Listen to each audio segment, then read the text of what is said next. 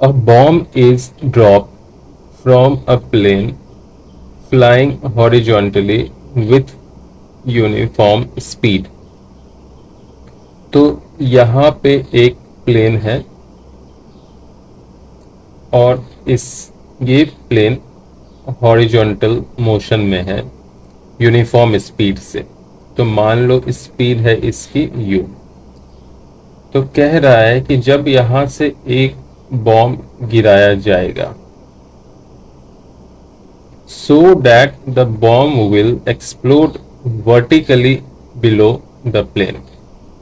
तो जब ये बॉम्ब फटेगा जमीन पे आके, मान लो थोड़ी देर के बाद यहाँ आके बॉम्ब फट रहा, तो उस समय जो प्लेन होगी इसके ठीक ऊपर होगी, यानी जहाज के ठीक नीचे प्लेन होगी।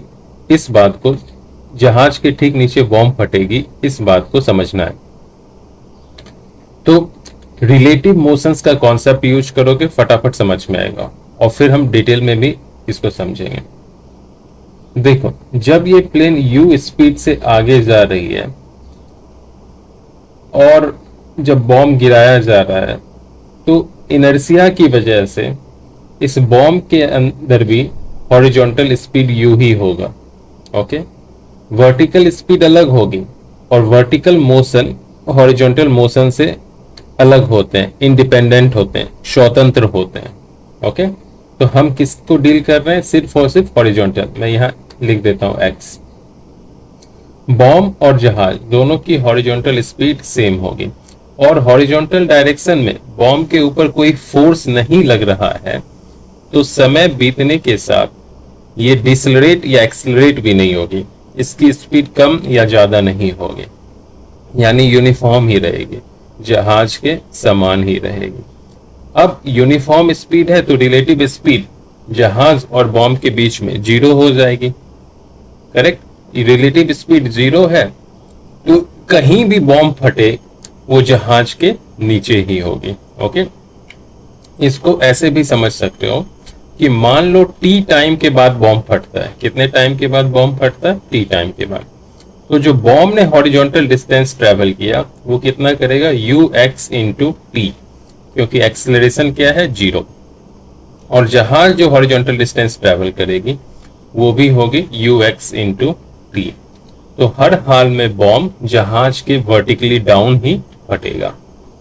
अब अगला सवाल देखते हैं। Is the statement true if the plane flies with uniform speed but not horizontally। कह रहा है कि क्या यह स्टेटमेंट तब भी सही है जब प्लेन उड़ेगी यूनिफॉर्म स्पीड के साथ लेकिन हॉरिजॉन्टल डायरेक्शन में नहीं। तो मान लो अब प्लेन एंगल के साथ ऐसे फ्लाई कर रहा है लेकिन स्पीड इसकी अभी भी यूनिफॉर्म है। तो जब आप बॉम्ब यहां से लॉन्च करोगे तो अब बॉम्ब के पास भी जो इनिशियल स्पीड होगी वो इस डायरेक्शन में होगी, है ना, इनिशियल। और इसके दो कंपोनेंट निकलेंगे, एक हॉरिजॉन्टल एक वर्टिकल। ठीक है, तो आप देखना इसके भी दो कंपोनेंट होंगे, जहाज के भी, एक हॉरिजॉन्टल एक वर्टिकल। तो जो वर्टिकल कंपोनेंट है उसमें फोर्स लग रही है अर्थ की वजह से, तो उसकी स्पीड चेंज होगी बॉम्ब की, और हॉरिजॉन्टल कंपोनेंट की अभी भी कांस्टेंट रहेगी। अगर मान लो इनिशियली इसकी स्पीड u थी हॉरिजॉन्टल के साथ थीटा एंगल पे, तो हॉरिजॉन्टल कंपोनेंट की स्पीड क्या हो जाएगी? u cos थीटा जहाज की, और उतनी ही क्या हो जाएगी? बॉम्ब की। ठीक है, तो इस केस में भी क्या होगा? बॉम्ब हर हाल में जहाज के नीचे ही फटेगा। क्लियर?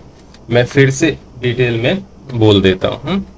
जब जहाज हॉरिजॉन्टल डायरेक्शन में मूव नहीं करेगा, वो एक एंगल के साथ मूव करेगा, तो उस केस में जहाज की हॉरिजॉन्टल कंपोनेंट की जो वेलोसिटी होगी और बॉम्ब की सेम होगी।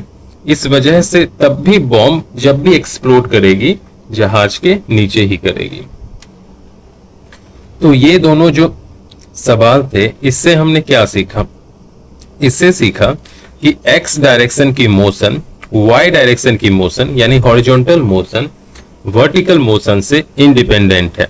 हमें प्रोजेक्टाइल मोशन में दोनों मोशंस को अलग अलग कंसीडर करना होगा, एक साथ कंबाइंड नहीं करना होगा। अब क्वेश्चन नंबर 41,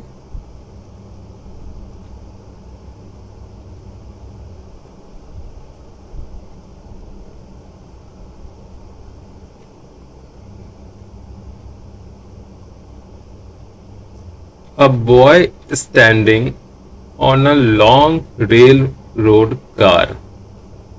तो देखो एक बहुत ही लंबा रेल रोड कार है। Okay,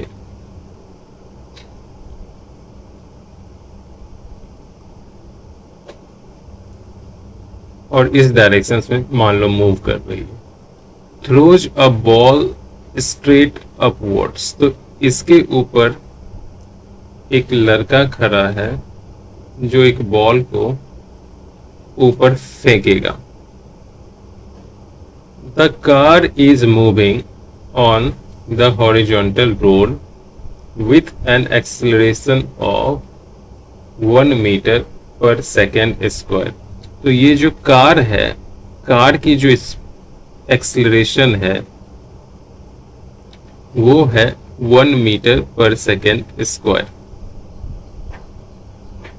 and the projection velocity in the vertical direction is 9.8 metre per second. अब ये जो बॉल को ऊपर फेंका जा रहा है वो 9.8 मीटर पर सेकेंड स्पीड से ऊपर फेंका जा रहा है। How far behind the boy will the ball fall on the car. Okay, तो जब ये बॉल वापस आएगी तब तक ये कार कितनी आगे निकल चुकी होगी, इसी को करना है। ओके, तो सबसे पहले हमें कॉन्सेप्ट सोचना है कि ये कौन से कॉन्सेप्ट का क्वेश्चन है। ये रिलेटिव मोशन का क्वेश्चन है और प्रोजेक्टाइल मोशन दोनों का मिक्स। ओके, तो हम अगेन एक्स एक्सिस और वाई एक्सिस दोनों को ध्यान में रखते हुए इस सवाल को समझेंगे। पहले हम टाइम ऑफ फ्लाइट निकालेंगे। हमारा काम क्या है, स्ट्रेटजी देखो क्या है। टाइम ऑफ फ्लाइट मतलब कितनी देर तक बॉल हवा में रही, ये निकाल लेंगे। जब एक बार टाइम ऑफ फ्लाइट निकल जाएगी तो हम बॉल की हॉरिजॉन्टल डिस्टेंस निकालेंगे, एस ऑफ बॉल निकालेंगे और कार की हॉरिजॉन्टल डिस्टेंस निकालेंगे इक्वेशन ऑफ मोशन का यूज करते हुए। जब दोनों की हॉरिजॉन्टल डिस्टेंस मिल जाएगी तो कार के डिस्टेंस से बॉल की डिस्टेंस को सब्ट्रैक्ट कर देंगे और यही आंसर हो जाएगा। तो आपने स्ट्रेटजी लर्न कर ली। अब एग्जीक्यूशन देखो। तो एग्जीक्यूशन हम स्टार्ट करते हैं। तो पहले time of flight, time of flight direct formula से भी निकाल सकते हो, या आप यहां से मैक्सिमम हाइट पर जाने की जो टाइम होगी वो निकालो और उसका डबल कर दो, क्योंकि मैक्सिमम हाइट जाने में जो टाइम लगेगा उसी का डबल होगा, मतलब उतना ही टाइम लगेगा नीचे आने में, तो डबल कर लेंगे। ओके, तो आराम से इसको निकाल सकते हो। तो मैक्सिमम हाइट क्या हो जाएगी। ओके, तो जब भी ये मैक्सिमम हाइट पे रीच करेगा, मान लो यहाँ h है मैक्सिमम हाइट, तो वहां पे वेलोसिटी क्या हो जाएगी, vy क्या हो जाएगी, 0। ओके, तो ये इक्वेशन यूज करना, vy minus uy equal to ay t। अब vy जो है वो तो 0 है क्योंकि मैक्सिमम हाइट पे स्पीड 0 होती है, और uy यहाँ पे 9.8 है।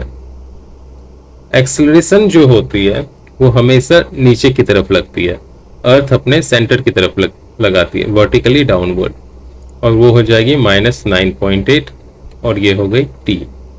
तो इसको जब हम सॉल्व करेंगे तो सिर्फ ऊपर जाने में जो टाइम लगेगा वो 1 सेकेंड लगेगा, तो नीचे आने में भी 1 सेकेंड लगेगा, तो टोटल टाइम ऑफ फ्लाइट आपका आ गया 2 सेकेंड।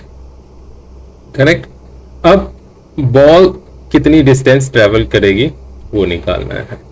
तो मान लो हॉरिजॉन्टल डायरेक्शन में जब आप देख रहे हो, यानी जब इसने बॉल फेंका ठीक उसी इंस्टेंट में हॉरिजॉन्टल स्पीड ux थी, तो उसी इंस्टेंट में इस बॉल की भी हॉरिजॉन्टल स्पीड कितनी हो जाएगी, ux हो जाएगी। क्लियर हुआ?